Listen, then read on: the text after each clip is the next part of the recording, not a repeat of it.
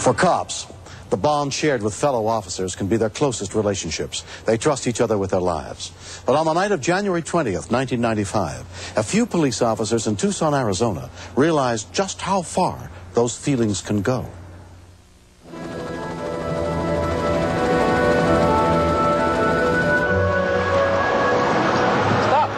Officer Jennifer Will Stokes is a dog handler in our area. She was flagged down by a been assaulted with a gun. Somebody pulled a gun on me, took my wallet and everything. What? There it is, right there. That's it. 14 vehicles going southbound. Police helicopter pilot Tim Vesley was a 19-year veteran of the force. We were getting towards the end of our first flight, and we heard Jenny come on and says that she has a suspect vehicle. And just about that time, we saw the van, and we're right there.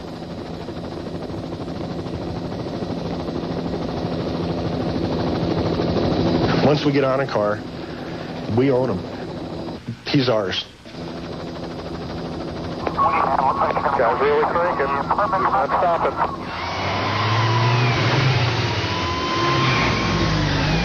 I saw this blue streak pass me, and you just get this tickling in your stomach. You're like going on a roller coaster. Takes your breath away. Officer Dave McAdam began pursuing the suspect's van.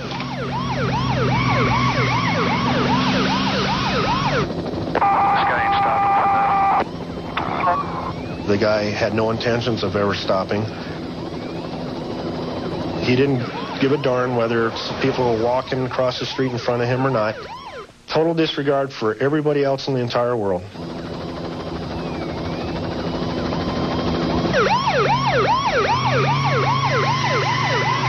The van made a sudden right turn into an apartment complex.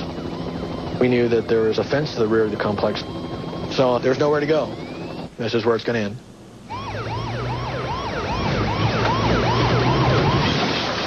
I watched with wide eyes as it drove down a 12-foot drop and into a dirt wash. Okay, he's down in the wash, moron. We're going to chase him now. This guy drove down in this wash. He absolutely has no idea where he's going, and now he's stuck. We got him. And then I was just amazed. He drove up the other side. He's already shown us that he's not worried about sticking a gun in somebody's face.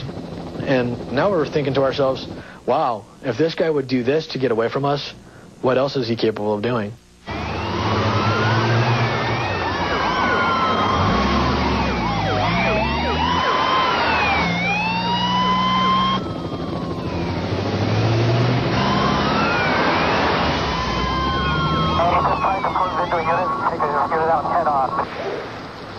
I was just monitoring the radio. They were advising officers to be careful because the van was trying to ram the other police officers.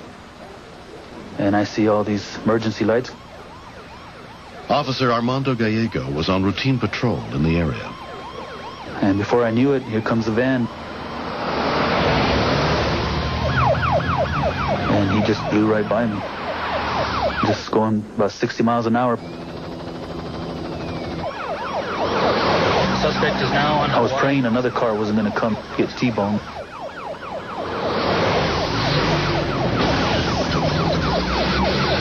I just couldn't believe it. I said, this guy's crazy. This guy's, he really wants to hurt someone.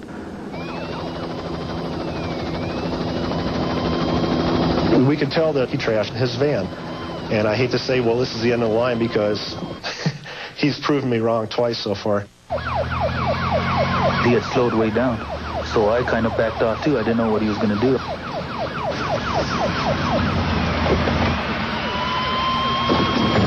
Down on the ground! Down on the ground! Down on the ground! Out of the corner of my eye, I see this Officer Stokes arriving. She grabs her dog, Dax, and runs into the alley after this guy. We've done a lot of tracking with the dogs. We're very confident in how they chase suspects. What we do is the helicopter follows it and the dog goes after him. I see Jenny and Dax going after the guy, and we're explaining exactly what he's doing and where he's going. The dog takes off after this guy like a heat-seeking missile.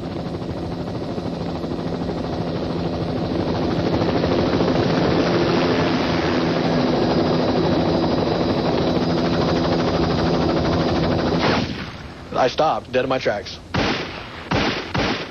I could see flashes, and then I saw Jenny fall backwards like she had run into a glass wall.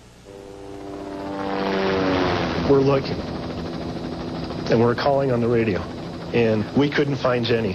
Try to get her on the radio. You know what? Let's get another unit down here. The next thing I saw was the guy running, and I watched the guy throw the gun, and he crawls underneath a tree, and he's not wearing this dog anymore. And right then, I knew something was terribly wrong, because once these dogs get on you, there's only two ways to get them off. You can hit them with a 16-pound sledgehammer, or you can shoot them. As we came around, I could see the dog on the ground. Shot the dog. He shot the dog. Obviously, he's hurt, and there's blood everywhere. So, but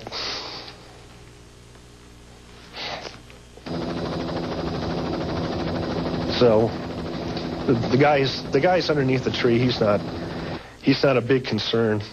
The dog's down, and we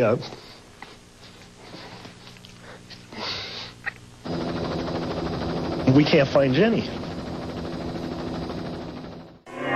Rescue 911 will continue.